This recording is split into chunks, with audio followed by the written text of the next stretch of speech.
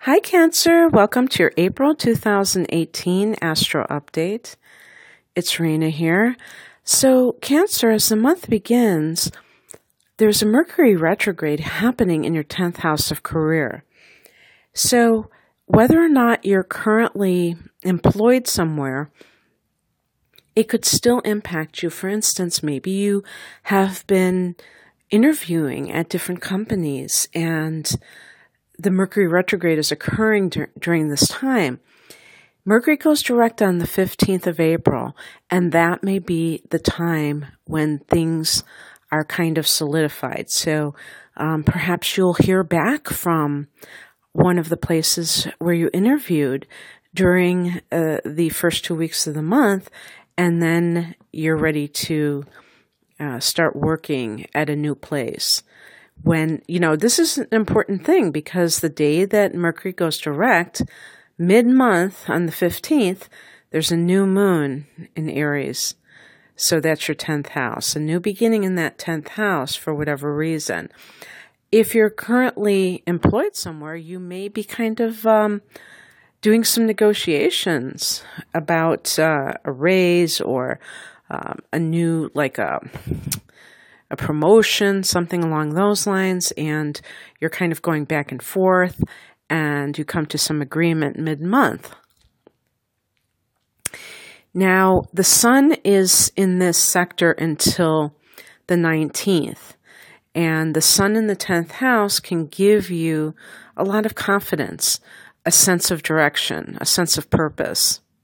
On the 19th, the sun goes into the 11th house of hopes and wishes. And it's highlighting your long-range goals because I really look at the 9th, 10th, and 11th houses as a progression of sorts, Cancer, where the 9th house is your life philosophy, the way that you view why you're here, and then the 10th house is kind of like the path that you go on that highlights your talents and skills and allows the world to see them. And the 11th house are all the other things that you wish for that may have nothing to do with career. The 11th house has been called the luckiest house. So you have the sun going in there on the 19th. Venus is there for most of the month until the 24th. Venus in the 11th house can be you finding love among your circle of friends or the groups that you belong to. The kind of, if you have a hobby that you go to some kind of a group or you belong to some cause, you may meet a romantic partner in that setting. Or through your friends, it's possible as well. And then Venus goes into the 12th house on the 24th, which is Pisces house in the universal chart. And it represents it's a very private place. It's internal, this energy, but it can deal with past lives. It can deal with the mystical stage. And therefore, Venus in the 12th house can even bring karmic lovers into the picture, or a clandestine love affair that can happen when somebody is sneaking around with somebody, creeping around. And so that's going on for the rest of the month. And but you really have this emphasis on career. And let's see what else is going on. Well, here's another emphasis because on the 17th of the month, Saturn goes retrograde in your 7th house of committed partnership, including marriage. So we have two heavy hitters in that marriage house. We have Saturn and we have Pluto, and both are going retrograde in the month of April. Saturn on the 17th and Pluto on the 22nd. Saturn retrograde in the 7th house can be challenging, I think, especially for those people who have been already struggling in their relationship. I don't know how many of you have heard this saying, but I heard it somewhere, that Saturn transiting your 7th house can mean that if your relationship is on shaky ground, Saturn could put the nail in the coffin. Or if your relationship is basically sound, Saturn will just make it even stronger. So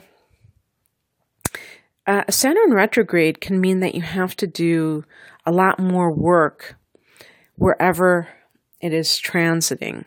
And in that 7th house, if you have challenges to your primary relationship, you may have further obstacles that come into your path, or it can just feel like things are not progressing.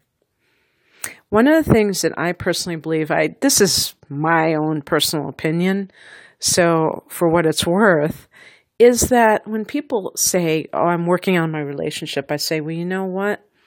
Then it's probably doomed, because how can you work on something that is a relationship? How can you really work on it? And believe me, I know people who have, and they made a valiant effort of going to marriage counseling, sometimes for years.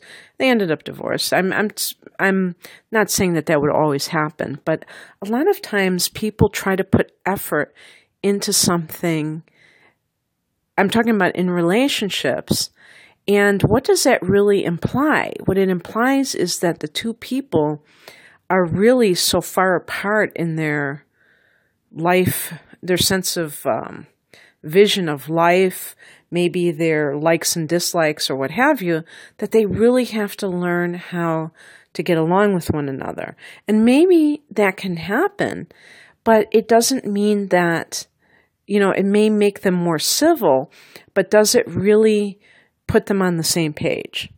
So basically what I'm trying to say is, if you feel like you have to do a lot of work on your romantic relationship, the chances are that the relationship is showing the basic incompatibility between the two of you. Now, yeah, sometimes people have such a dysfunctional background that actually the marital therapy is actually personal therapy for themselves, to learn how to become more effective communicators, not fly off the handle every time the other person says anything about, problems within the relationship, what have you. So yes, I do believe that these, there may be times when therapy can be effective, but if you find that you're always having to work on, it shouldn't be that much work. You should be basically of similar mindsets. And I think that a sign like Cancer wants to try to do something to make the relationship work. And you may feel that compulsion right now until Saturn turns direct on September 6th. You may want to just we've got to go and really work on this. But think about your basic personality and this other person's.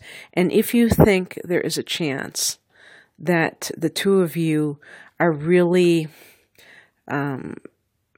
totally compatible, because you don't want to just keep putting all your energy into something that ultimately is not really happening. And maybe you have children and you want to preserve the family.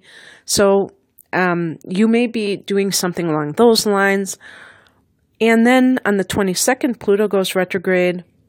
And Pluto is holding that mirror to you and forcing you to look in the mirror, forcing you to reflect on your behavior within the context of a relationship. And talking about this level of a committed relationship and how do you view your partner? Because Pluto is about transformation. It's about getting you to heal from a certain way of being that may not serve you as well as that other person. So the shadow aspects of Cancer, the clinginess, the manipulations that can occur. Now, these are shadow elements.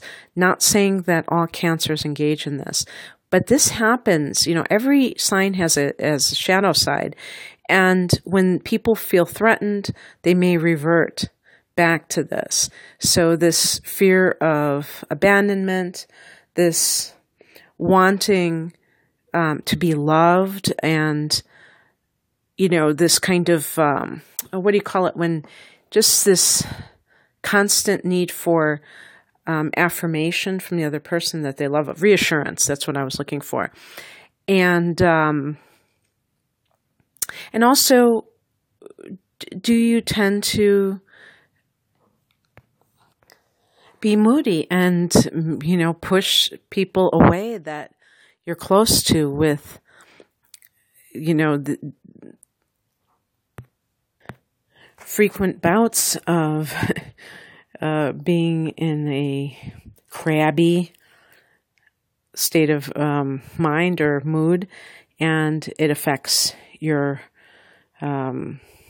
significant other and how they feel during the day. So, we do affect other people, and that could be what's happening as well. So there's a lot of reflection going on when it comes to relationship issues. And what else is happening? And then on the 29th, there's a full moon at 9 degrees of Scorpio, and that falls in the 5th house, which is the house of romance.